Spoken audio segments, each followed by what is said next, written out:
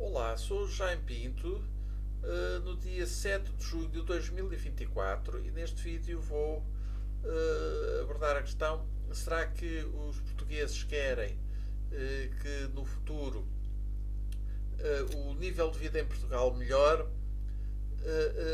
mesmo que isso implique aumento de imigrantes para poder aumentar a população ativa no país, para aumentar a produção, para aumentar a atividade económica, apesar da natalidade muito baixa que está a fazer diminuir o número de portugueses? Será que os portugueses querem a melhoria do nível de vida, mesmo que isso implique virem mais turistas a Portugal, já que os turistas fazem entrar em Portugal milhares de milhões de euros ou de outras moedas a cada ano?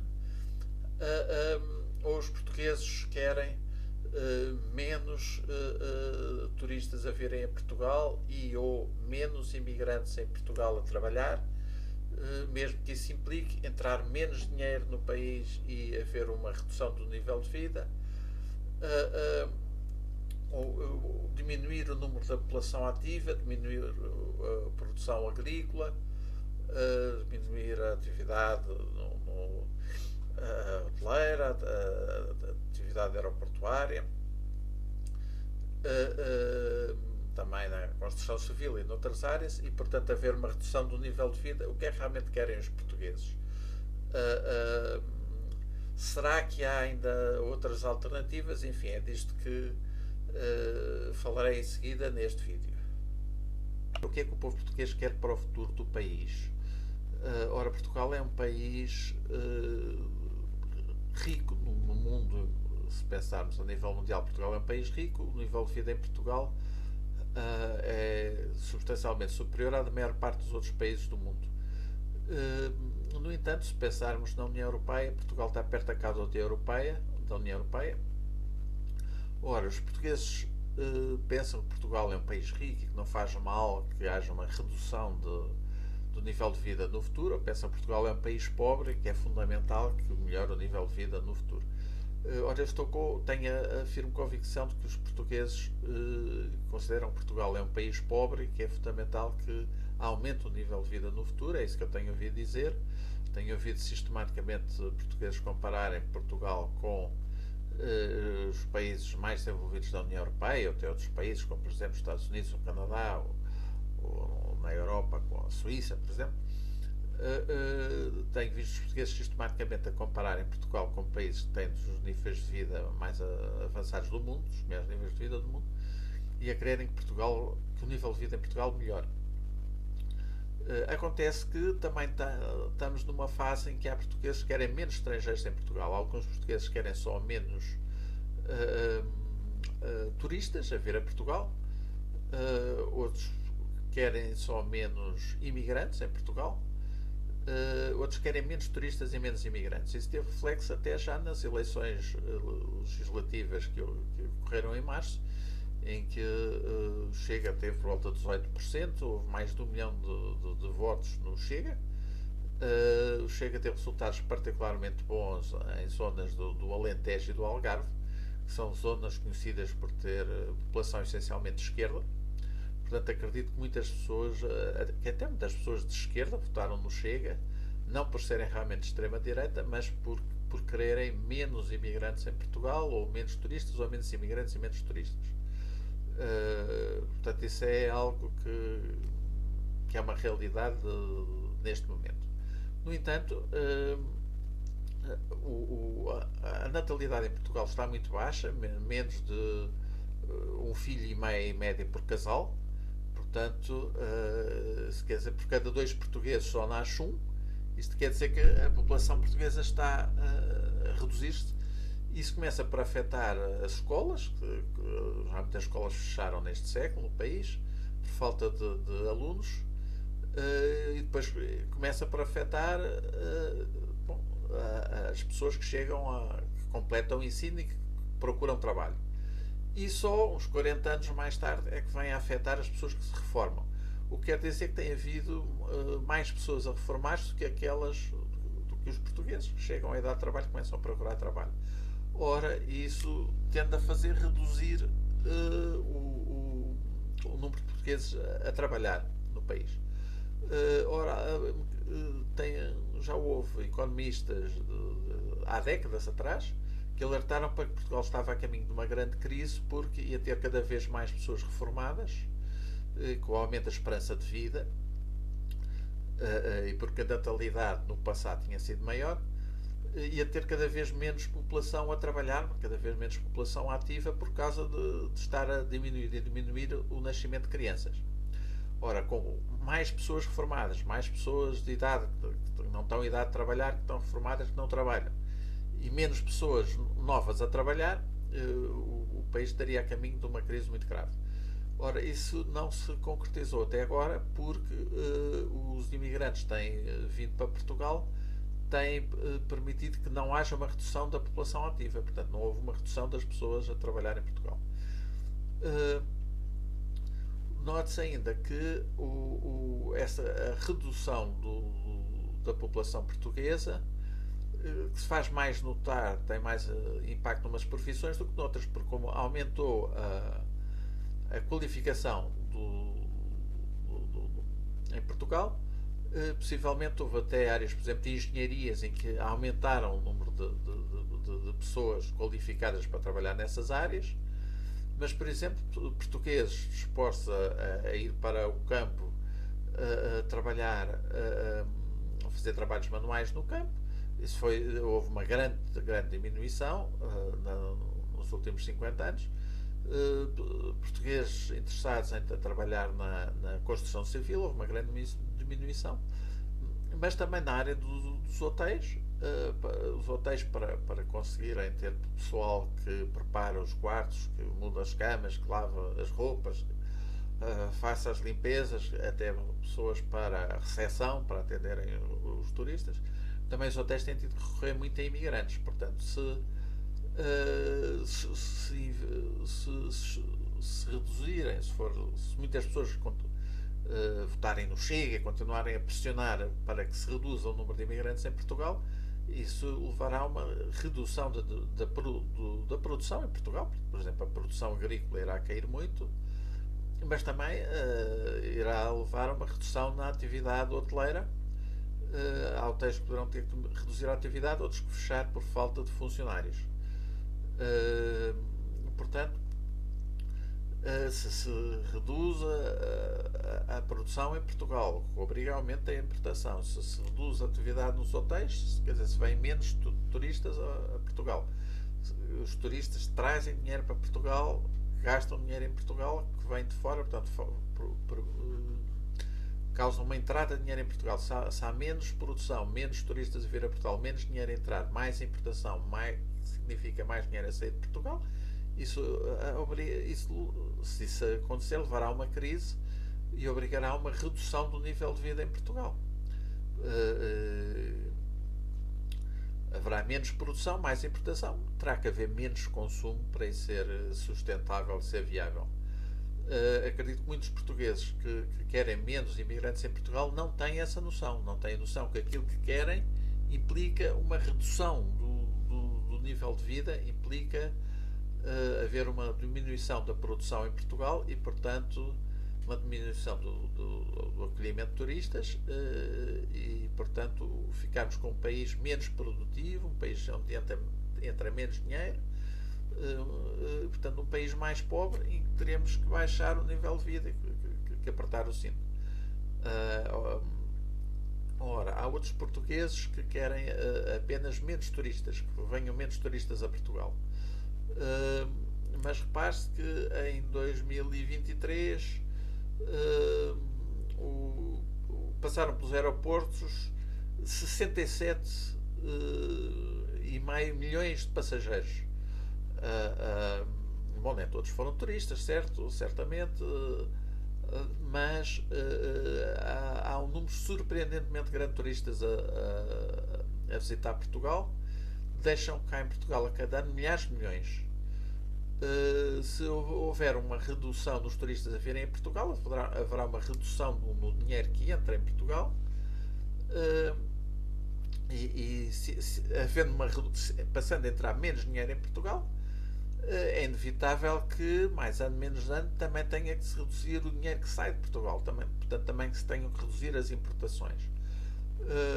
Ora, em Portugal, quando aumenta o nível de vida, aumenta o consumo, aumentam as importações. Isso é inevitável. Hoje em dia, nenhum país, nem os países com mais pessoas no mundo, são autossuficientes. Todos os países têm que importar. Aumenta o consumo, aumenta a importação. Aumenta as importações. Se aumentam as importações, aumenta a saída de dinheiro. Ora, para melhorias do nível de vida serem sustentáveis, para poder haver um aumento das importações, um aumento do dinheiro que sai de Portugal, também tem que haver aumento do dinheiro que entra em Portugal.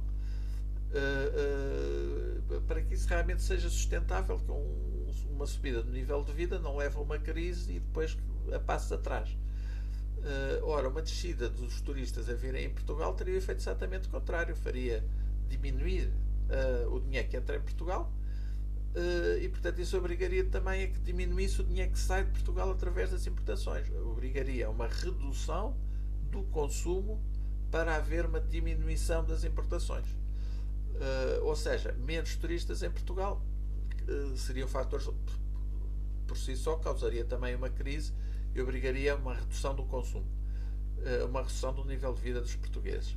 Ora, há algumas pessoas que dizem: não, mas isso em tempos havia muito menos imigrantes e muito menos turismo e a população portuguesa vivia e não morria de fome. Pois sim, pois não morriam de fome, mas estamos a falar de tempos antigos em que havia uma natalidade muito maior, não havia o problema da população se estar a diminuir e que o nível de vida era muito mais baixo e muitos portugueses aceitavam trabalhar no campo, fazer trabalhos manuais no campo portanto era um nível de vida muito diferente do de hoje. Ora, será que hoje em dia a maior parte da população quer que haja uma redução do nível de vida e muitas pessoas, muitos portugueses desejam que voltarem a trabalhar no campo, fazer trabalhos manuais no campo e fazer camas em hotéis ora, estou absolutamente convencido que não, que isso não corresponde à realidade. Há pessoas que querem menos imigrantes, menos turistas, mas não perceberam ainda que isso significa uma queda do nível de vida em Portugal e um andar para o passado e não para o futuro. Bom, há ainda pessoas que dizem: mas o que seria desejável era menos atividade turística em Portugal, mas mais atividade noutras áreas mais bem pagas, como por exemplo tecnologias de informação, indústria aeroespacial, indústria farmacêutica. Só que a atividade que existe em Portugal não é propriamente aquilo que um primeiro-ministro quer, que um governo quer, ou que a população em geral quer. Tem a ver com o sucesso que as empresas, os vários setores em Portugal tiveram. Ora, infelizmente em Portugal, ou felizmente ou infelizmente, em Portugal houve vários setores em que houve menos empresas a terem muito sucesso e o setor de turismo é um dos setores, se não o setor em que mais empresas, mais tipos, mais espalhados pelo país têm tido sucesso. Repare, tem havido hotéis a terem sucesso, empresas de alojamento local, resorts, campos de golfe, empresas de parques aquáticos, empresas que fornecem experiências, seja viagens de luxo por Portugal ou pessoas andarem a fazer passeios a pé no campo. Enfim, tem havido empresas a ter sucesso no sul do Portugal continental, no centro, no norte, nas ilhas, empresas que oferecem passeios de barco para avistamento de cetáceos. Enfim, tem havido um largo número de empresas de variados tipos a ter sucesso, que têm essencialmente clientes estrangeiros. Aí Portugal tem tido muito mais sucesso, tem havido empresas a ter muito mais sucesso, a conseguirem muito mais sucesso na competição com empresas estrangeiras do que noutros setores. E por isso esse setor cresceu mais do que outros. Isso não depende só da vontade do povo português ou dos governos. E note que há fatores que se compreende que contribuem para isso, por exemplo, quanto a recursos naturais. Ao longo das décadas foram-se fazendo prospeções, por exemplo, petróleo e gás natural, só que não se encontrou. Em Portugal não se encontrou, houve outros países que se encontrou. Há países que produzem mais do que aquilo que precisam e exportam. Há outros países que produzem menos do que aquilo que precisam, mas pelo menos não importam a totalidade. Portugal importa absolutamente a totalidade. Todo o petróleo e gás natural cá usados são importados. Porque nas prospecções que se fizeram não se encontrou. Ora, isso não depende deste ou daquele governo. Quer dizer, haver petróleo e gás natural debaixo do sol ou não, isso depende, enfim, do passado desta região onde vivemos, de fenómenos naturais que não dependem dos governos. Ora, efetivamente, quanto a recursos naturais, Portugal é um país pobre. Há muito mais dinheiro a sair do país a cada ano do que aquele que entra, porque precisamos muito mais de importar do que de exportar. Não se descobriu em Portugal, em tempos modernos, diamantes, ouro, prata, outras matérias-primas valiosas, mas o país precisa de importar, por exemplo, só em petróleo e gás natural, 100 milhões de euros do país por ano. Portanto, isso é uma área em que a natureza não favoreceu Portugal. Nos tempos modernos, não. O lítio pode vir a fazer alguma diferença durante algumas décadas, talvez, porque acabarão por surgir outras tecnologias e começarão a surgir baterias feitas mais com outras tecnologias, mas neste momento fabricam-se muitas baterias de lítio para vários fins, telemóveis, computadores, aspiradores, ou para carros, claro, enfim, para muitos fins fabricam-se baterias de lítio. Isso deu um valor considerável ao lítio, e a existência de lítio em Portugal pode permitir, vamos, durante algumas décadas, na área das matérias-primas, Portugal seja menos deficitário, mas não é uma área que a natureza tenha beneficiado particularmente Portugal. Se pensarmos na agricultura, temos uma parte significativa do território com falta de chuva regular, e temos um território mais montanhoso do que de planícies. E precisamente as áreas planas maiores que temos em Portugal são no interior do Baixo Alentejo, que é também a zona de Portugal continental que tem mais falta de chuva regular, tem em média menos chuva por ano, que há mais problemas de chuva. Ora, foram feitos esforços ao longo dos séculos para se aumentar a produção agrícola em Portugal. Foram feitos em algumas encostas, socalcos, foram feitos na Madeira, particularmente levadas para levar água de uns sítios com mais água para outros com menos. Foram feitos furos, barragens maiores, menores, canais de irrigação, sistemas de rega. Há explorações agrícolas com sistemas de rega muito modernos que aproveitam ao máximo a água. Explorações agrícolas que utilizam métodos modernos também de fertilizar as terras. Portanto, muito foi feito para se melhorar a produção agrícola em Portugal, mas ainda assim as condições naturais não são as melhores. Enquanto há países mais para o norte da Europa que têm várias vastas zonas planas, com chuva regular, solos muito férteis e que, portanto, têm uma capacidade de produção que Portugal não pode igualar. Portanto, aí também a natureza não favoreceu o país e não há governo que possa chegar aqui e dizer o que eu quero é mais atividade aqui, conseguir que Portugal alcance aquilo que foi alcançado noutros países mais para o norte da Europa. Ora, quanto à industrialização, isso já seria algo que teria estado mais ao nosso alcance, mas repare-se que há países que entraram a sério nessa corrida logo na Revolução Industrial. Portugal não foi pioneiro realmente na industrialização, e o anterior regime, até há 50 anos atrás, não tinha como prioridade que Portugal fosse um dos países mais industrializados do mundo. tinha assim como prioridade defender o Império. Uh, ora, depois da mudança de regime até agora, houve esforços feitos para aumentar a industrialização de Portugal, houve passo à frente e passo atrás, houve alguns passos à frente que se mantiveram, mas ainda assim Portugal entrou nesta corrida tarde e está atrás de outros países na União Europeia, não é dos países mais industrializados da União Europeia, e não há qualquer governo que vá governar durante 4 anos ou durante 8 anos que consiga que Portugal recupere um atraso que vem de muito longe, não é?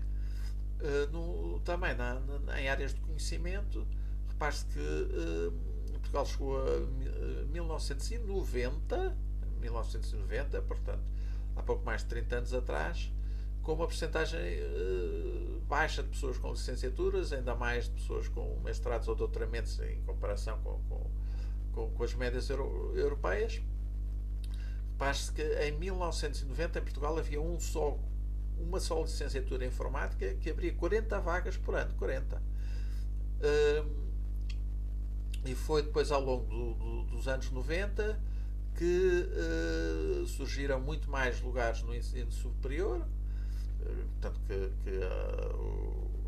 por terem feito mais edifícios, contratado mais professores, tudo se tornou possível abrir muito mais lugares no ensino superior, mais licenciaturas, mais variedade de licenciaturas, que houve um esforço para que aumentassem em Portugal mestrados, doutoramentos, etc. Mas se repararmos ainda no exemplo do setor de informática, se olharmos para as maiores empresas de informática do mundo, muitas ou já existiam ou surgiram logo a seguir, como é o exemplo, por exemplo, a IBM, a Hewlett Packard, a Apple, Microsoft, são exemplos de grandes empresas que já existiam. Cisco, por exemplo, outra que já existia. Já, por exemplo, Google surgiu, se a memória não me falha, em 1992. Portanto, quando Portugal ainda estava a dar os primeiros passos para mais portugueses se licenciassem, tirassem mestrados, doutoramentos e tudo, outros países já estavam a atingir grandes resultados. Portanto, é mais um setor que nós partimos atrasados. Agora, imaginemos, por exemplo, nas maratonas em que Portugal tem participado, que os atletas portugueses partiam sempre 1 hora depois dos outros. Ora, mesmo com grandes atletas que nós tivemos, como por exemplo o Carlos Lopes, a Rosa Mota, Portugal não teria ganho medalhas, não teria ganho quaisquer medalhas se os portugueses saíssem a 1 hora depois dos outros, né? Começassem a correr quando os outros já estavam lá à frente. Ainda por cima, sendo um país a nível mundial, que é um país pequeno, com poucas pessoas e pouco capitalizado. Começa a correr depois dos outros, começa mais tarde. Houve algo, portanto, há empresas com valor em Portugal, nos mais variados setores, certamente na agricultura, na indústria, nas tecnologias de informação, até temos empresas na indústria aeroespacial, na indústria farmacêutica, temos certamente casos de empresas que funcionam de forma muito moderna, muito profissional, muito avançada, que conseguem concorrer bem com empresas estrangeiras de qualquer parte do mundo. Há casos de sucesso e é por isso que Portugal, a nível mundial, é um país desenvolvido e não um país pobre, graças ao esforço de muitos portugueses e de muitas boas empresas que existem, que tornam Portugal um país produtivo, que produz na agricultura, que tem indústrias, que tem empresas nas mais variadas áreas, mesmo em áreas de conhecimento. E houve, penso que Portugal, mesmo em áreas como tecnologias de informação, engenharia, em indústria aeroespacial, indústria farmacêutica, penso que Portugal já esteve mais longe dos países mais desenvolvidos da União Europeia do que está agora. Portugal conseguiu alguma recuperação, não é? Mas, quer dizer, é algo quando se começa atrasado e num país à partida com pouca gente, pouco capitalizado, e começa a correr depois dos outros.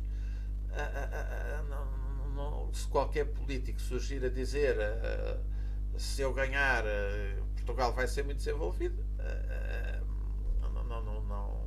quer dizer, não é em 4 anos qualquer político consegue que Portugal recupere na indústria, nas áreas de conhecimentos, na área que recupere e que atinja o nível de países os mais desenvolvidos da União Europeia. Isso não é razoável. Repare-se ainda que se uma empresa, seja uma empresa agrícola, uma empresa industrial, tem sucesso aqui em Portugal e começa a produzir mais do que o consumo interno e precisa de exportar, repare-se que aqui a população de Portugal é 10 milhões, um bocadinho mais. E a de Espanha 50 milhões, um vizinho, não é? Mas já se uma empresa que surge em França, por exemplo, pode produzir, pode continuar a aumentar mais e mais a produção para produzir para uma população de 60 milhões e quando superar, quando o tipo de produto que faça já chega à necessidade do país, tem ao lado a Alemanha com 80 milhões de pessoas, a Itália com 60 milhões, a Espanha com 50 milhões, a Grã-Bretanha com 60 milhões, aproximadamente, para falar aqui rapidamente. Portanto, uma empresa que produz na agricultura, na indústria em França, tem ali perto muitos milhões de potenciais consumidores. Há uma empresa que esteja aqui na ponta da Europa, em Portugal, para enviar os produtos lá para onde estão esses milhões todos. Quer dizer, estamos na União Europeia, isso é possível. Portanto, do ponto de vista da liberdade de enviar os produtos, pois é uma realidade diferente da que era antes de entrarmos para a CEE. É possível, no entanto, o transporte tem que ser feito, não é? Portanto, aí o facto de estarmos numa ponta de Portugal é uma desvantagem para o país. Por outro lado, se pensarmos no turismo, a falta de chuva, que é mau para a agricultura, pois para o turismo é boa. Há muitas pessoas do norte da Europa, ou até do norte dos Estados Unidos, Canadá e tudo, que vêm cá, até mesmo no inverno. Eu lembro de ver entrevistados uns turistas canadianos a dizer que vinham de temperaturas negativas e do meio da neve e que estavam aqui felizes a passear ali no Terreiro do Paço, a ver o Rio Tejo com uma temperatura muito amena em março, coisa que o valem, que já houve temperaturas aqui acima dos 20 graus, não estou a erro. Portanto, a falta de chuva que temos, no caso do turismo, favorece, ajuda a que as empresas em Portugal tenham mais sucesso do que outras noutros países. E aqui, particularmente no litoral em Portugal, temos muitas zonas com climas amenos, nem tanto frio, nem frio tão intenso como há mais para norte, nem também um calor tão tórrido como algumas outras zonas da Europa do Sul. Portanto, acho que aí isso é um fator que favorece o sucesso de empresas na área do turismo e que também é algo que os governos não podem mudar, não podem dizer, olha, agora queremos menos turistas, portanto vamos passar a ter um clima menos bom, mas o país vai ficar mais perto do centro da Europa. Isso não é uma coisa que algum governo possa mudar. Também temos paisagens muito especiais aqui na cidade de Lisboa, nomeadamente com as colinas, o estuário do Tejo e tudo mais. Também é algo que foi criado pela natureza. Nesse caso, aí a natureza ajudou-nos a ter condições que são surpreendentes para os turistas e que agradam a muitos turistas. E também há aqui praias perto de Lisboa, portanto, isso naturalmente, sendo capital, pois há monumentos, há monumentos especiais que têm a ver também com os descobrimentos, os monumentos manuelinos, por exemplo, têm a ver com a história especial de Portugal. Portanto, reúnem-se aqui condições particulares que tornam, que facilitam o sucesso de empresas na área do turismo.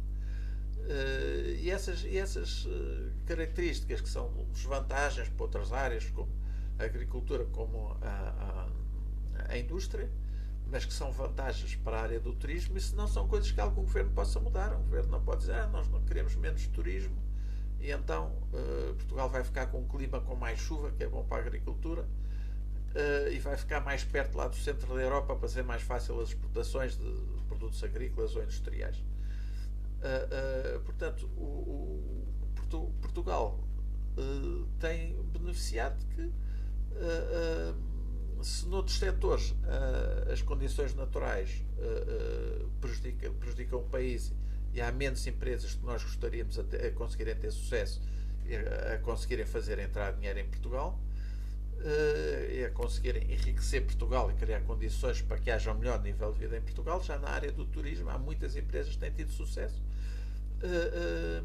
Isso tem permitido que entre cada vez mais dinheiro em Portugal, e isso tem contribuído para o nível de desenvolvimento em Portugal. Portanto, certamente que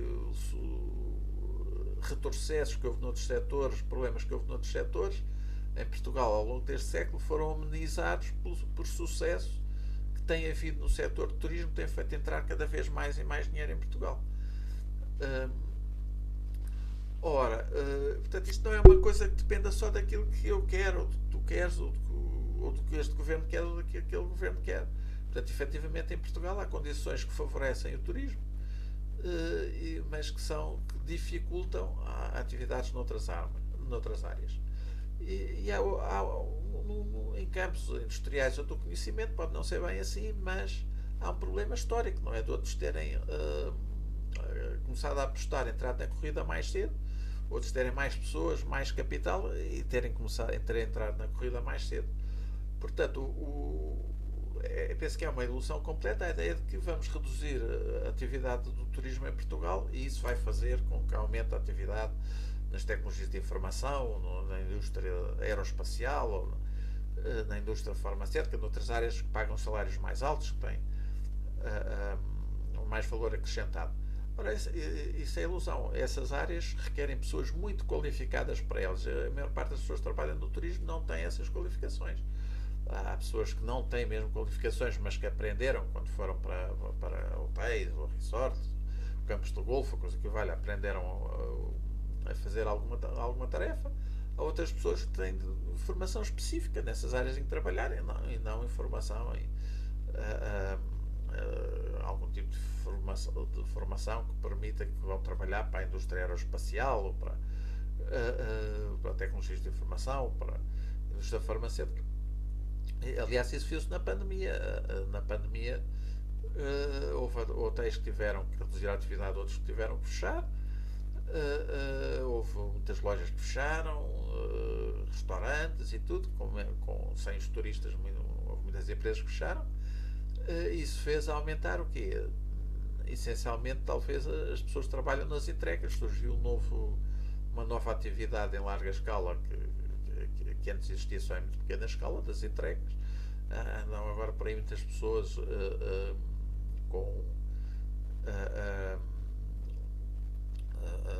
geralmente têm bicicletas elétricas ou motoretas com as malas nas costas a fazer entregas. Penso que houve também atividade lá nas empresas que transportam pessoas sem ser propriamente empresas de táxis, mas não houve uma grande atividade nas atividades de mais valor acrescentado, porque as pessoas trabalhavam nos hotéis e nos restaurantes e nas lojas e tudo, não têm formação para ir trabalhar nessas áreas. Portanto, isso é uma ilusão. Os governos podem tomar medidas para que reduza a atividade no turismo, para que Portugal passe a receber menos turistas. Mas se isso acontecer, será menos dinheiro que entra em Portugal. Portanto, também passará a ter que sair menos dinheiro em Portugal através das importações. Terá que haver uma redução no consumo para que haja uma redução das importações. E teremos que apertar o cinto, que terá que baixar o nível de vida em Portugal. Por fim, ainda vou aqui só referir que ainda há mais uma ilusão que algumas pessoas alimentam, que é de que mas se Portugal saísse do euro e passasse a ter moeda própria, pois seria possível que passassem a vir menos turistas a Portugal. Menos turistas significava entraria menos dinheiro em Portugal, havia menos dinheiro a entrar em Portugal, mas o Banco de Portugal poderia passar a fabricar dinheiro, então entrava menos, mas fabricava-se o dinheiro e o nível de vida poderia manter-se ou até subir. não vou, enfim, entrar num grande debate sobre esta matéria, mas lembro que as importações de produtos são feitas usando as moedas que as empresas que vendem aceitam. Portanto, para Portugal comprar, por exemplo, petróleo, é preciso pagá-lo em moedas que as empresas que vendem petróleo aceitem. Ora, a moeda de longe mais aceita no mundo é o dólar. E em segundo lugar, a segunda moeda mais aceita no mundo é o euro.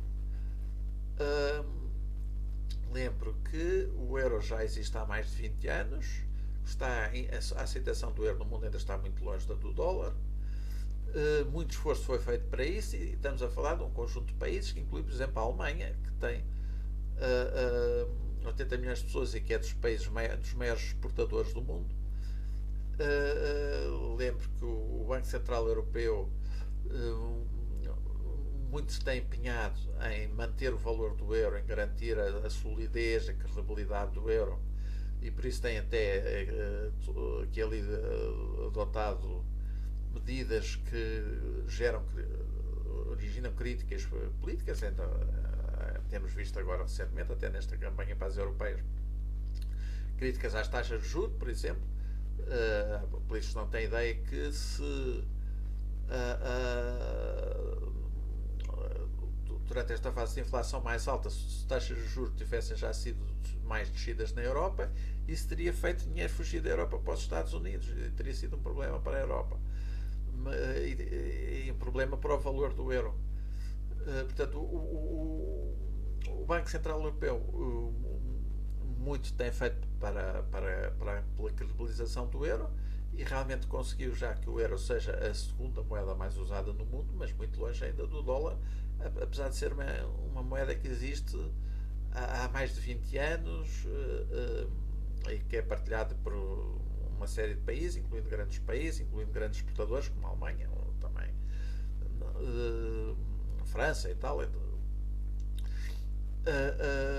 Mas se Portugal criasse uma moeda própria, qual era a aceitação que essa moeda ia ter no mundo? Quer dizer, seria quase nenhuma, não é? Portanto, o Portugal, para importar, teria que continuar a usar essencialmente euros e dólares. E se Portugal saísse do euro, íamos passar a ter mais euros para fazer importações e mais dólares? Não, íamos passar a ter menos euros e menos dólares. Portanto, sair do euro não levaria a que o nível de vida em Portugal pudesse aumentar, levaria a que o nível de vida descesse. Algumas pessoas ainda têm a ilusão, mas Portugal poderia passar a produzir mais. Se em vez de importar os produtos, poderia passar a produzir. Mas corresponde a mais uma ilusão. Repare-se, hoje em dia, mesmo os países com economias muito maiores, muito mais população de Portugal, não conseguem produzir uma parte muito significativa dos produtos que precisam. Basta pensarmos, por exemplo, há chips que se produzem, que são utilizados em uma vasta gama de produtos, em muitos tipos de produtos, não só em computadores. As pessoas podem pensar em computadores, mas também de telemóveis, automóveis, hoje em dia máquinas de lavar, nos mais variados produtos. Hoje em dia há chips que se produzem em que o grande líder mundial é Taiwan. E que será um problema para o mundo se houver lá uma guerra em Taiwan, porque o mundo tem uma dependência considerável de chips feitos lá em Taiwan. Ora, quando mesmo outros países muito mais ricos, tecnologicamente mais avançados do que Portugal, não têm os equipamentos e a capacidade de produzir esses chips, quer dizer, ia Portugal ser capaz de repente produzir esses chips para depois produzir as máquinas de lavar e os aspiradores e as máquinas agrícolas avançadas e as máquinas industriais e tudo, não é realista. Portanto, se quisermos ser realistas, temos que encarar a realidade, que é menos, se passar a haver no futuro menos imigrantes em Portugal, o país produzirá menos, receberá menos estrangeiros, ficará um país mais pobre com mais baixo nível de vida. Se passarmos a receber menos turistas, entrará menos dinheiro em Portugal, haverá menos dinheiro a entrar, portanto também terá que haver menos dinheiro a sair. E portanto baixará o nível de vida, teremos que apertar o cinto, teremos que ter um nível de vida mais baixo. Ora, é isso mesmo que os portugueses querem. Eu acho que muitos daqueles portugueses que têm votado no Chega, ou que têm dito que querem menos estrangeiros, menos turistas em Portugal, se tivessem bem esta noção, que aquilo que estão a desejar, se fosse concretizado, causaria uma crise, faria baixar o nível de vida. Acho que muitos portugueses que, se tivessem essa noção, mudariam de ideia. Aquilo que eu concluo é que aquilo que realmente o povo português quer é melhoria do nível de vida, é aproximação ao nível de vida dos países mais desenvolvidos e não que haja uma redução dos turistas a viverem em Portugal ou uma redução dos imigrantes em Portugal, que significaria uma redução da população ativa, uma redução da atividade económica em Portugal.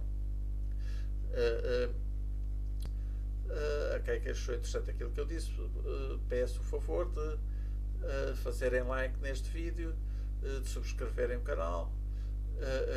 Eventualmente, quem deseja pode criticar alguma coisa que eu aqui disse aqui abaixo na página do YouTube, ou também podem elogiar se quiserem elogiar. Até breve, espero eu.